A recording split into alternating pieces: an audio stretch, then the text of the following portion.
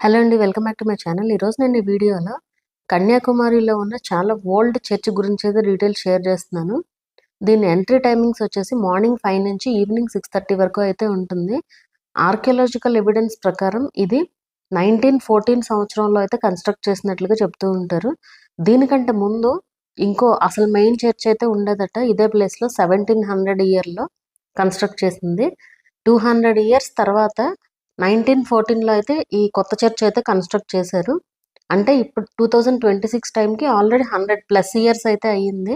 అయినా కూడా చాలా నీట్గా అయితే మెయింటైన్ చేస్తున్నారు. ఈ చర్చ్ లోపల ఒక గోల్డెన్ ఆల్తార్ అయితే ఉంటుందట. అందులో మేరీ మాత విగ్రహం అయితే పెట్టుంటుంది. అలాగే ఈ చర్చ్ కట్టించిన saint Joseph, saint Francis Xavier వాళ్ళ స్టాట్యూస్ కూడా అయితే ఉంటాయన్నమాట. ఆ విగ్రహానికి అటొకటి ఇటొకటి. అలాగే ఇది వివేకానంద రాక్ మెమోరియల్‌కి చాలా దగ్గరలో ఉంటుంది.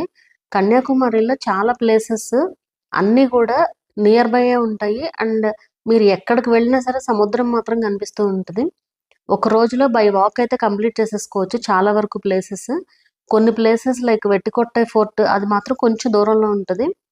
అండ్ అలాగే మన నెక్స్ట్ వీడియోస్‌లో కన్యాకుమారిలో చూడదగ్గ ప్లేసెస్ అండ్ వాటి హిస్టరీ గురించి వీడియోస్ అన్నీ కూడా వస్తూ ఉంటాయి. వీడియోస్ చూడండి. వీడియోస్ కనుక నచ్చుతుంటే గనక లైక్ చేసి, షేర్ చేసి, సబ్స్క్రైబ్ చేసుకోండి ఛానల్‌ని. సో, ఇదొచ్చేసి చర్చ్ గురించి డీటెయిల్స్ అనమాట. ఇది లోపలైతే వీడియో అలౌడ్ కాదు. సో, నేను బయటే వీడియోస్ తీశాను. దీని హిస్టరీ గురించి చెప్దాము అని చెప్పి. వీడియో నచ్చితే గనక లైక్ చేయండి.